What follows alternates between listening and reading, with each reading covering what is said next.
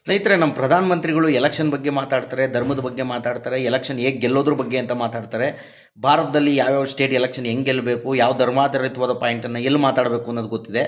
ಆದರೆ ಲಾಸ್ಟ್ 1 ವೀಕಿಂದ ಅಮೆರಿಕದವರು 3 ಮರ್ಚೆಂಟ್ ಶಿಪ್ಗಳನ್ನ ಹೊಡೆದಿದ್ದಾರೆ. Crude oil ಸಾಗಿಸುವಂಥ ಶಿಪ್ಗಳನ್ನ ಹೊಡೆದಿದ್ದಾರೆ.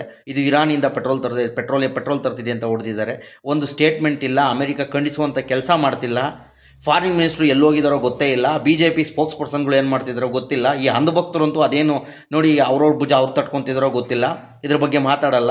ಇದ್ರ ಮಧ್ಯದಲ್ಲಿ ಇರಾನ್ ಕಂಡೆಮ್ ಮಾಡ್ತದೆ, ಈ ಥರ ಮಾಡಬಾರ್ದಿತ್ತು, ಅಮೆರಿಕಾದವರು ಶಿಪ್ಗಳನ್ನ ಹೊಡೆದಿದ್ದು ತಪ್ಪು ಅಂತ ಇರಾನ್ ಕಂಡೆಮ್ ಮಾಡ್ತದೆ. ಯಾಕೆಂದರೆ ಇಂಡಿಯಾದವರು ಭಾರತ ಪ್ರಧಾನಮಂತ್ರಿ ಆಗಲಿ ವಿದೇಶಾಂಗ ಮಂತ್ರಿ ಆಗಲಿ ಕಂಡೆಮ್ ಮಾಡನೇ ಇಲ್ಲ ಅವ್ರ ಮೇಲೆ ವಾರ ಆದಾಗ.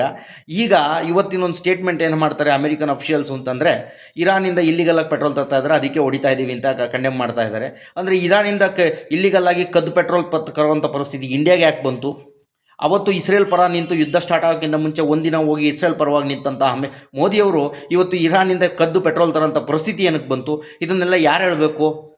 ನಮ್ಮ ಕೆಳ್ಳಟ್ಟಿ ಮಾಲಿಂಗಣ್ಣ ಹೇಳಬೇಕಾ? ಇಲ್ಲ ಪ್ರಧಾನಮಂತ್ರಿಗಳು ಹೇಳಬೇಕಾ? ವಿದೇಶಾಂಗ ಸಚಿವರು ಹೇಳಬೇಕಾ? ಯಾರು ಹೇಳಬೇಕು? ಅವ್ರು ಯಾಕೆ ಪ್ರೆಸ್ ಮೀಟ್ ಮಾಡೋದಿಲ್ಲ, ಯಾಕೆ ಹೇಳೋದಿಲ್ಲ ಅನ್ನೋದು ದೊಡ್ಡದಾಗಿ ಕಾಡ್ತಿರೋ ಪ್ರಶ್ನೆ.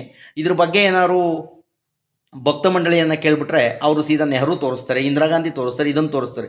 ನೀವೇನು ಮಾಡಿದ್ರಿ ಹೇಳಪ್ಪ ಅಂತಂದರೆ, ಏನು ಮಾಡ್ತಿದ್ರಿ ಹೇಳಪ್ಪ ಅಂದರೆ ಅವ್ರ ಹತ್ರ ಆನ್ಸರ್ ಇಲ್ಲ. ಇದು ಪರಿಸ್ಥಿತಿ. ಮತ್ತು ನೈತಿಕತೆ, ಅಕೌಂಟಬಿಲಿಟಿ ಅನ್ನೋದು ಸತ್ತೋಗ್ಬಿಟ್ಟಿದೆ ದೇಶದಲ್ಲಿ. ಆಲ್ರೆಡಿ ಇದು ನಿಮಗೆ ಗೊತ್ತಿದೆ. ಅದು ಯಾವ್ಯಾವ ಕಾರಣಕ್ಕೆ ಅಂದರೆ ನೀಟು, CBSE ಇಷ್ಟೆಲ್ಲ ಆದರೂ ಅಷ್ಟೊಂದು ಜನ ವಿದ್ಯಾರ್ಥಿಗಳು ಸತ್ತೋದ್ರು. ಈ ನಾಡಿ ದೊಡ್ಡ ಕಾಪಿ ಮಾಡಿ ಇನ್ನೊಬ್ರು ಯಾರೋ ಸೀಟ್ ತೊಗೊಂಡ್ರು. ಇದ್ರ ಬಗ್ಗೆ ಪ್ರಧಾನಮಂತ್ರಿಗಳು ಮಾತಾಡೋದಿಲ್ಲ, ಇದು ಮಾತಾಡೋದಿಲ್ಲ. ಯಾಕಂದರೆ ಮುಂದಿನ ಯುವಕರಿಗೆ ಭವಿಷ್ಯವಾಗಿರ್ತಕ್ಕಂಥ ಎಕ್ಸಾಮ್ಗಳವು. ಇದು ಅಕೌಂಟಬಿಲಿಟಿನೇ ಇಲ್ದಿರೋಂಥ ಪ್ರಧಾನಮಂತ್ರಿಗಳು ನಮ್ಮ ದೇಶದಲ್ಲಿ ನೋಡ್ಬೋದು. ಅದೇ ಎಲೆಕ್ಷನ್ನು ಯಾವುದಾದ್ರು ಧರ್ಮಾಧಾರಿತ ರಾಜಕಾರಣ ಮಾಡಿ, ಇನ್ನೊಂದು ಮಾಡಿ, ಮತ್ತೊಂದು ಮಾಡಿ ಅಂತಂದರೆ ಮುಂದೆ ಬಂದು ಮೈಕ್ ಮುಂದೆ ಜನಗಳಿಗೆ ತುಂಬಿ ಏನು ತುಂಬಬೇಕು ಅದನ್ನು ತುಂಬ ಹೋಗ್ತಾರೆ. ಇದು ಇವತ್ತಿನ ದೇಶದ ಪರಿಸ್ಥಿತಿ ಸ್ನೇಹಿತರೆ.